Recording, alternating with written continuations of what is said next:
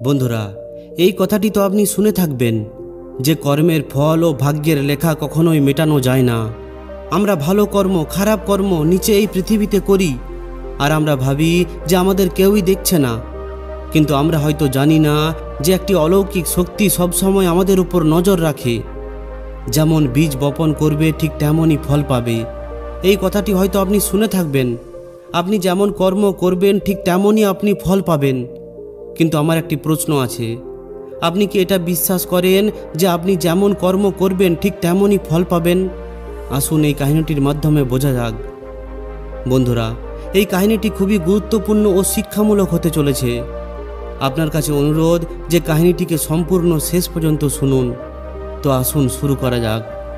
অনেক সময় আগেকার কথা, এক গ্রামে রঘু নামের এক কৃষক বসবাস করত। তার পরিবারে শুধুমাত্র রঘু এবং তার স্ত্রী থাকত। একদিন ওই কৃষক এবং তার স্ত্রী কিছু আনাজ বিক্রি করার জন্য পাশের একটি নগরে গিয়েছিল। যখন তারা ওই আনাজ বিক্রি করে ওই নগর থেকে ফিরে আসছিল, তারা দুজনেই একটি অচেনা রাস্তায় একাই আসছিল। যখন তারা ওই অন্য রাজ্যের সীমা থেকে বের হয়, তখন কিছু ডাকাতেরা তাদের উপর হামলা করে ফেলে। আর ওই ডাকাতের দল ওই কৃষক এবং তার স্ত্রীর কাছে যা কিছুই ছিল ওই সমস্ত কিছু লুটে নেয়। এইভাবে ওই কৃষক এবং তার স্ত্রীকে ওই ডাকাতেরা ভিখারি করে দেয়। এরপর ওই ডাকাতেরা সেখান থেকে চলে যায়। ডাকাতেরা তো চলে যায়, কিন্তু ওই কৃষক এবং তার স্ত্রী খুবই চিন্তায় পড়ে যায়। আর তারা ভাবতে থাকে যে এখন কি করা যায়। একে তো অচেনা অজানা একটি জায়গা, তার উপর দুজনেরই অবস্থা খুবই খারাপ, কারণ অচেনা জায়গায় অর্থই সমস্ত কিছু হয়ে থাকে। কৃষক তার স্ত্রীকে নিয়ে ওই অচেনা শহরের দিকে এগিয়ে যায়। তার মাথার মধ্যে এই চিন্তা ঘুরপাক খেতে থাকে যে এখন আমি কি করব আর কিভাবে করব। সে এই চিন্তা ভাবনা করে এগিয়ে চলেছিল। ঠিক তখনই সে নগরের বাইরে এক মহাত্মার কুটির দেখতে পায়। এরপর ওই কৃষক তার স্ত্রীকে নিয়ে ওই মহাত্মার কুটিরের দিকে এগিয়ে যায়। যখন তারা ওই কুটিরের কাছে পৌঁছায়, তখন সেখানে তারা একজন মহাত্মার দেখা পায়, যিনি এক জায়গায় বসে নিজের শিষ্যদের উপদেশ দিচ্ছিলেন। ওই মহাত্মাকে দেখে কৃষক ভাবতে থাকে যে আমার সমস্যা এই সাধু মহারাজকে বললে কেমন হয়, হয়তো ইনি আমার সমস্যার কোনো সমাধান করে দিতে পারবেন। এই ভেবে কৃষক ওই সাধু মহাত্মার কাছে পৌঁছে যায় এবং তাকে প্রণাম করে। এরপর সে খুবই বিনম্র সুরে সে তার সমস্ত সমস্যার কথা ওই মহাত্মাকে খুলে বলে। সে বলতে থাকে, হে মহারাজ, যদি কোনোভাবে আমার স্ত্রীকে বন্ধক রেখে যদি আমাকে কিছু অর্থ পাইয়ে দেন, তাহলে আপনার অনেক কৃপা হবে। যখন মহাত্মা ওই কৃষকের এই সমস্ত কথা শোনেন, তখন তার ওই কৃষকের প্রতি দয়া হয়। এরপর তিনি নিজের এক পরিচিত শেঠের ব্যাপারে তাকে বলেন এবং ওই কৃষককে ওই শেঠের কাছে পাঠিয়ে দেন। কৃষক তার স্ত্রীকে নিয়ে ওই শেঠের কাছে পৌঁছে যায় এবং ওই শেঠকে হাত জোড় করে বলতে থাকে, হে শেঠজি, আমার কিছু অর্থের দরকার। আমার কাছে আপনাকে জমা দেওয়ার মতো কিছুই নেই। আমার কাছে শুধুমাত্র আমার স্ত্রী আছে। আপনি আমার স্ত্রীকে আপনার কাছে জমা রেখে আমাকে কিছু অর্থ দিন। আমি এই অর্থ দিয়ে যে কোনো ব্যবসা করে আপনার অর্থ সুদ সমেত ফেরত দিয়ে যাব, আর নিজের স্ত্রীকে আপনার থেকে ছাড়িয়ে নিয়ে যাব। ততদিন পর্যন্ত আমার স্ত্রী আপনার কাছে আপনার দেওয়া অর্থের বদলে জমা থাকবে। শেঠ যখন ওই কৃষকের এই কথা শোনেন, তখন তিনি অর্থ দেওয়ার জন্য তৈরি হয়ে যান, আর ওই অর্থের বদলে কৃষকের স্ত্রীকে নিজের কাছে জমা করে নেন। এদিকে ওই কৃষক নিজের স্ত্রীকে ওই শেঠের কাছে জমা রাখে এবং ওই অর্থ নিয়ে ব্যবসা করার জন্য সেখান থেকে চলে যায়। সে ওই অর্থ দিয়ে আনাজের ব্যবসা করা শুরু করে দেয়। কিছুদিনের মধ্যেই সে সাধারণ কৃষক থেকে একজন ব্যবসায়ী হয়ে ওঠে। এখন সে অনেক সস্তা দামে কৃষকদের থেকে আনাজ কিনত, আর বাজারে অনেক বেশি দামে সেগুলোকে বিক্রি করে দিত। এইভাবে রঘু অনেক কম সময়ে অনেক বেশি অর্থ উপার্জন করে ফেলে। যখন রঘু অনেক বেশি অর্থ উপার্জন করে ফেলে, তখন 8 মাস পর রঘু আবার ওই নগরে ফিরে আসে, যে নগরে সে তার স্ত্রীকে ওই শেঠের কাছে জমা রেখে গিয়েছিল। রঘু ওই নগরের মধ্যে এসে সোজা ওই শেঠের কাছে পৌঁছায়। আমি 8 মাস আগে আপনার কাছে নিজের স্ত্রীকে জমা রেখে গিয়েছিলাম। এখন আপনি হিসাব করে নিজের সমস্ত অর্থ নিয়ে নিন, আর আমার স্ত্রীকে আমার কাছে ফিরিয়ে দিন। এটা শুনে ওই শেঠ বলেন, আরে ভাই, তোমাকে আর কি বলবো। আজ থেকে 3 মাস আগেকার কথা। তোমার স্ত্রী হঠাৎ করে খুবই অসুস্থ হয়ে পড়ে, আর ওই অসুস্থতার কারণে তোমার স্ত্রীর মৃত্যু হয়ে পড়ে। আমি তোমার স্ত্রীর অনেক চিকিৎসাও করিয়েছিলাম, অনেক বড় বড় চিকিৎসককে দেখিয়েছিলাম, কিন্তু তবুও আমি তোমার স্ত্রীকে বাঁচাতে পারিনি। রঘু যখন শেঠের মুখ থেকে এই সমস্ত কথা শোনে তখন সে খুবই দুঃখ পায়। এরপর একটু ধৈর্য রেখে সে ওই শেঠজিকে বলে, যেটা হবার সেটা তো হয়ে গেছে, হয়তো আমার ভাগ্যে এমনটাই লেখা ছিল। সে যদি আমার সঙ্গে থাকতো তাহলেও তার আয়ু পূরণ হওয়ার পর তাকে মরতেই হতো। যেটা হবার হয়ে থাকে সেটাকে কেউই বাধা দিতে পারে না।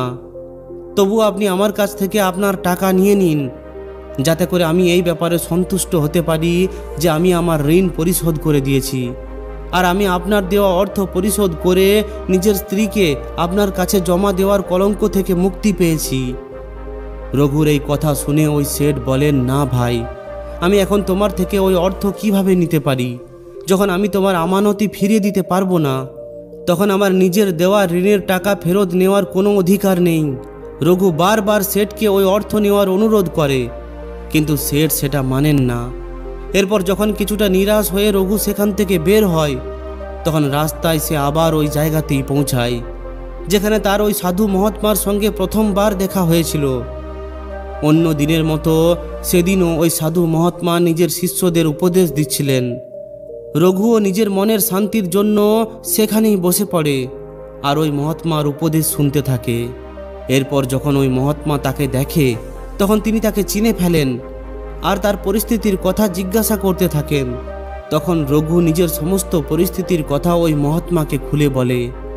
এরপর রঘুর কথা শুনে ওই মহাত্মা বলেন, হে ভাই, ওই শেঠ তোমাকে মিথ্যা বলেছে, তোমার স্ত্রী অবশ্যই জীবিত আছে।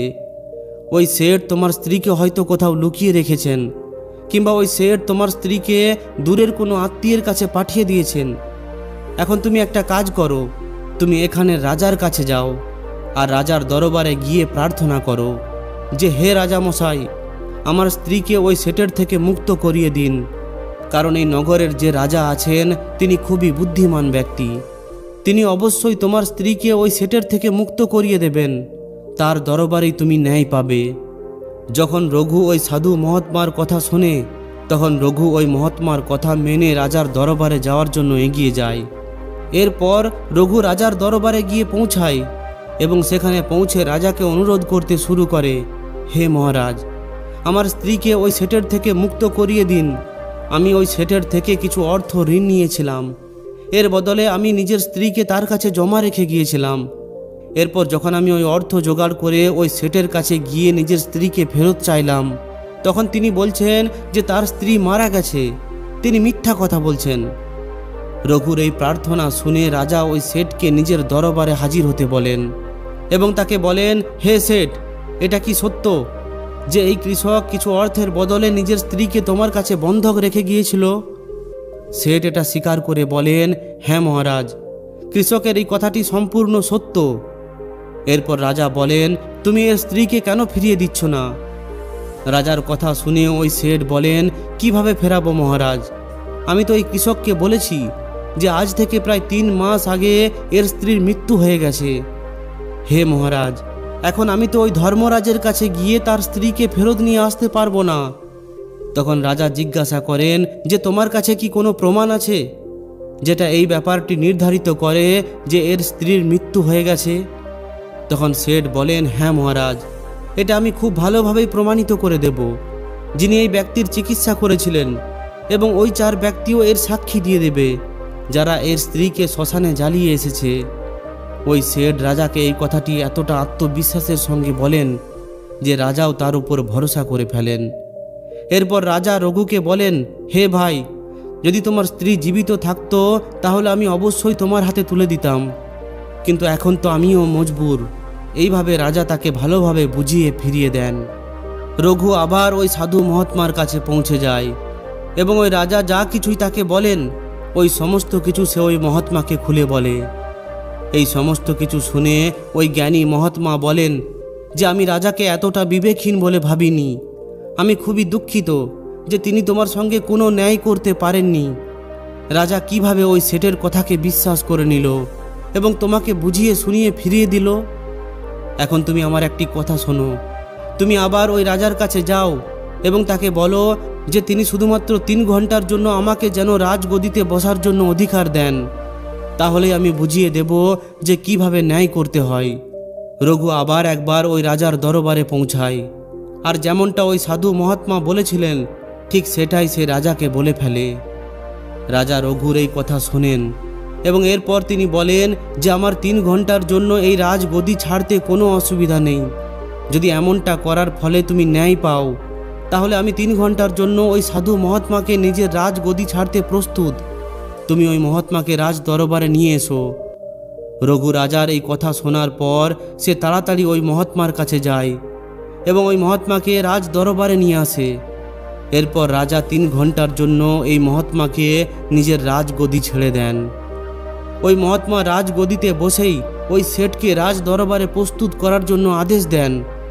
এরপর তাকে বলেন, হে শেঠ, আপনি বলেছেন যে এই কৃষকের স্ত্রী আপনার কাছে থাকা অবস্থায় 3 মাস আগে স্বর্গযাত্রা করেছে, আর আপনি বলেছেন যে আমার কাছে এর স্ত্রীর মৃত্যুর প্রমাণও মজুদ আছে।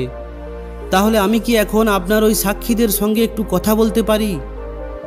এরপর ওই সাধু মহারাজের আদেশে ওই সাক্ষীদের তার সামনে প্রস্তুত করা হয়। সবথেকে প্রথমে সাধু ওই চিকিৎসককে ডাকেন, যিনি রঘুর স্ত্রীর চিকিৎসা করেছিলেন। সাধু ওই চিকিৎসককে জিজ্ঞাসা করেন যে আপনি কি রঘুর স্ত্রীর চিকিৎসা করেছিলেন? তখন ওই চিকিৎসক বলেন, হ্যাঁ মহারাজ, আমি তার চিকিৎসা করেছিলাম।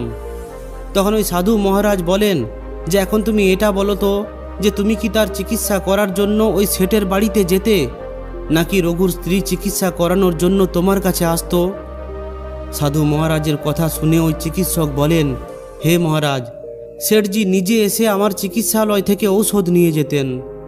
সাধু মহারাজ বলেন, অর্থাৎ তুমি সম্পূর্ণ বিশ্বাসের সঙ্গে এটা বলতে পারবে না যে শেঠ ওই ঔষধ রঘুর স্ত্রীর জন্যই নিয়ে যেত?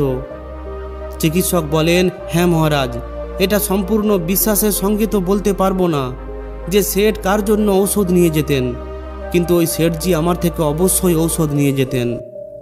তখন সাধু মহারাজ ওই চিকিৎসককে বলেন, এর অর্থ হলো তুমি রোগীকে না দেখেই তার জন্য ঔষধ দিতে। এটা তো খুবই গম্ভীর একটা ব্যাপার।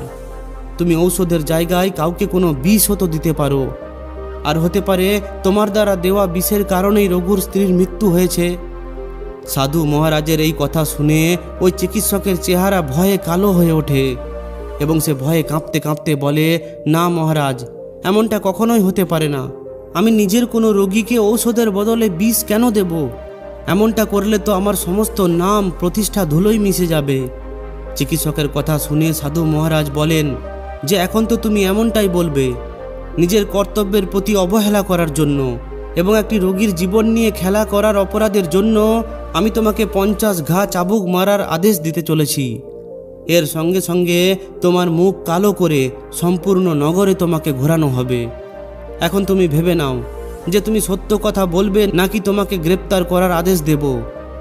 এটা শুনে ওই চিকিৎসকের শরীর কাঁপতে শুরু করে আর সে ওই সাধুর পায়ে পড়ে যায় এবং সে বলে, হে মহারাজ, আমাকে ক্ষমা করে দিন। আমি স্বীকার করছি যে আমি ওই শেঠের কোনো রোগীরই কোনো চিকিৎসা করিনি। ওই শেঠ তো আমাকে কিছু অর্থ দিয়েছিল আর বলেছিল যদি সাক্ষীর দরকার পড়ে তাহলে এমনটা বলে তার পক্ষে যেন সাক্ষী দিই। ব্যাস, আমার শুধুমাত্র এটাই অপরাধ যে আমি লোভে পড়ে তার প্রস্তাব স্বীকার করে নিয়েছি। তখন ওই সাধু মহারাজ বলেন, তুমি যাই বলো না কেন, অপরাধ তো তুমি করেছো। এই জন্য আমি তোমাকে মিথ্যা সাক্ষী দেওয়ার অপরাধে 100 ঘা চাবুক মারার আদেশ দিচ্ছি। সাধু মহারাজের এই আদেশ রাজার সৈন্যরা সঙ্গে সঙ্গে পালন করে। সৈন্যরা সঙ্গে সঙ্গে ওই চিকিৎসককে ধরে ফেলে আর ভরা সবাই তাকে চাবুক মারতে শুরু করে। প্রথম চাবুক মারতেই সে জোরে জোরে চিৎকার করে ওঠে আর বলতে থাকে, হে মহারাজ, আমার উপর দয়া করুন, আমি মারা যাব। প্রত্যেকটি চাবুকের ঘায়ের সঙ্গে সঙ্গে তার গলা দিয়ে করুণার আওয়াজ বের হতে থাকে। ওই চিকিৎসকের সঙ্গে এমনটা হতে দেখে শেঠের সাক্ষী হিসাবে আসতে থাকা ওই বাকি 4 জন ব্যক্তিও ভয়ে কাঁপতে শুরু করে, যারা রঘুর স্ত্রীকে শ্মশানে নিয়ে গিয়ে সৎকার করার কথা বলেছেন। এরপর এখন ওই 4 জন সাক্ষীর সময় আসে। ওই সাধু মহারাজ তাদেরকে জিজ্ঞাসা করেন যে তোমরা বলছো যে তোমরা 4 জন এই রঘুর মৃত স্ত্রীকে শ্মশানে নিয়ে গিয়ে সৎকার করে এসেছো। এখন আমাকে এটা বলো তো যে সৎকার করার আগে মৃত শরীরকে যখন স্নান করানো হয় এরপর তাকে কাপড় জড়িয়ে মাটিতে রাখা হয়। স্নান করানোর সময় তোমরা কি ওই স্ত্রীর মৃত শরীরকে দেখেছিলে? এটা শুনে ওই 4 জন ব্যক্তি বলে, না মহারাজ, আমরা তো তার মৃত শরীর দেখিনি। যখন শেঠজি সমস্ত কিছু প্রস্তুত করে রেখেছিলেন তখন আমরা তাকে সোজাসুজি সেখানে নিয়ে যাই এবং জ্বালিয়ে দিই। ওই 4 জনের কথা শুনে সাধু মহারাজ বলেন যে তাহলে তোমরা এটা জানাও উচিত বলে ভাবনি যে তার মধ্যে কোনো মৃত ব্যক্তি শুয়ে আছে নাকি জীবিত ব্যক্তি? এমনটা নয়তো যে কোনো বিষাক্ত পদার্থ দিয়ে অজ্ঞান করা ব্যক্তি তার মধ্যে ছিল আর তোমরা তাকে শ্মশানে নিয়ে গিয়ে জ্বালিয়ে ফেলেছ? এটা তো একটা খুবই গম্ভীর অপরাধ। এর জন্য তোমাদেরকে মৃত্যুদণ্ডের সাজাও দেয়া হতে পারে। ওই 4 জন ব্যক্তি চিকিৎসকের শাস্তি দেখে আগে থেকেই ভয় পেয়েছিল। এরপর যখন তারা ওই সাধু মহাত্মার মুখ থেকে মৃত্যুদণ্ডের কথা শোনে তখন তাদের সবার হাত পা ঠান্ডা হয়ে যায়। এরপর যখনই ওই সাধু মহাত্মা ওই শেঠের দিকে দেখেন তখনই শেঠের চেহারা সম্পূর্ণ কালো হয়ে ওঠে। সাধু বলেন, হে শেঠ, তোমার 5 জন সাক্ষীর তো আগেই হওয়া বেরিয়ে গেছে। এখন তুমি বলো, কারোর ইচ্ছার বিপরীতে কারোর স্ত্রীকে জোর করে ঘরের মধ্যে রাখার অপরাধে তুমি কোন সাজা পেতে চাও? সাধু মহারাজের কথা শুনে ওই শেঠের চেহারা সম্পূর্ণ মলিন হয়ে পড়ে। তার মুখ থেকে কোনো কিছুই আওয়াজ বের হয় না। এরপর ওই সাধু মহারাজ বলেন, হে শেঠ, এখনও সময় আছে, তুমি রঘুর স্ত্রীকে এই দরবারে হাজির করো, না হলে তোমাকে 10 বছরের কঠিন কারাবাসের সাজা ভোগ করতে হবে। এই সাজা পাওয়ার ভয়ে সে সঙ্গে সঙ্গে তার কয়েকটি কর্মচারীকে তার ঘরে পাঠান এবং ওই রঘুর স্ত্রীকে রাজ দরবারে নিয়ে আসেন। আর ঠিক তখনই সাধু মহারাজ রঘুর স্ত্রীকে রঘুর হাতে তুলে দেন আর ওই শেঠকে মিথ্যা সাক্ষী উপস্থিত করার অপরাধে 5 মাসের জন্য কঠিন কারাবাসের সাজা শুনিয়ে দেন। আর ওই 4 জন ব্যক্তিকেও কঠিন সাজা দেওয়া হয় যারা রঘুর স্ত্রীর মৃতদেহকে শ্মশানে নিয়ে যাওয়ার মিথ্যা সাক্ষী দিয়েছিল। এটা দেখে সেখানে রাজা আশ্চর্য হয়ে পড়ে এবং ওই সাধুর সামনে হাত জোড় করে বলেন, হে মহাত্মা, আপনি ধন্য, আপনি আমাকে শিখিয়ে দিলেন যে ন্যায় কিভাবে করা হয়। রাজার কথা শুনে ওই সাধু মহাত্মা বলেন, হে রাজা, আমার 3টি কথা সবসময় মনে রাখবে যে কখনোই এই 3টি স্থানে নিজের স্ত্রীকে একা ছাড়া উচিত নয়। যে স্থানে যদি আপনি নিজের স্ত্রীকে ছেড়ে যান তাহলে আপনাকে আফসোস করতে হবে। প্রথম স্থান হলো যদি আপনার স্ত্রী কোনো রোগে আক্রান্ত হয়ে পড়ে আর সে অসুস্থ হয়ে পড়ে, তাহলে এমন পরিস্থিতিতে কখনোই তাকে একা ছেড়ে যাওয়া উচিত নয়। কারণ যখন কোনো মানুষ কোনো স্ত্রীকে বিবাহ করে তখন বিবাহের সময় এই কথা দেওয়া হয় যে আমি তোমার সমস্ত সুখে দুঃখে সারা জীবন তোমার সঙ্গেই থাকব। এই জন্য রোগগ্রস্ত অবস্থাতেও সবসময় তার সঙ্গে থাকুন আর তার দেখাশোনা করুন। যেভাবে একটি স্ত্রী তার স্বামীর সেবা করে ঠিক ওইভাবেই স্বামীরও কর্তব্য তার স্ত্রীকে সেবা করা। দ্বিতীয় স্থান হলো যদি আপনার স্ত্রী নির্দোষ থাকে আর কেউ আপনার স্ত্রীর ওপর মিথ্যা লাঞ্ছনা দেয়, তাহলে এই পরিস্থিতিতে আপনাকে সবসময় তার সঙ্গে থাকা উচিত। কারণ একজন স্ত্রী তার মা, বাবা, ঘর এই আশায় ছেড়ে আসে যে স্বামী আমার ভাবনাকে বুঝবে আর সমস্ত পরিস্থিতিতে আমার সঙ্গ দেবে। এই জন্য যদি এই দুনিয়ার মানুষেরা তার উপর মিথ্যা দোষ দেয় তাহলে আপনাকে তার সঙ্গে উপস্থিত থাকা উচিত। এই অবস্থায় তাকে কখনো একা ছেড়ে যাওয়া উচিত নয়। আর তৃতীয় স্থান হলো কখনো ভুল করেও নিজের স্ত্রীকে কোনো পরপুরুষের কাছে ছেড়ে আসবেন না। যে কোনো পরিস্থিতিতে নিজের স্ত্রীকে অন্য কোনো পুরুষের কাছে একা ছাড়াটা উচিত নয়, কারণ আজকের সময়ে অন্যকে বিশ্বাস করা খুবই কঠিন। সাধু মহাত্মার এই সমস্ত কথা শুনে রঘু ও রাজা দুজনেই খুব ভালোভাবে বুঝে যায়। তো বন্ধুরা, আজকের এই ভিডিওটি থেকে আপনি কি বুঝতে পারলেন অবশ্যই কমেন্টে জানান। যদি ভিডিওটি ভালো লাগে তাহলে অবশ্যই একটি লাইক ও শেয়ার করে দিন। আর যদি এই ধরনেরই শিক্ষামূলক ভিডিও আরও পেতে চান তাহলে আমাদের এই চ্যানেলটিকে অবশ্যই সাবস্ক্রাইব করে নিন। ধন্যবাদ।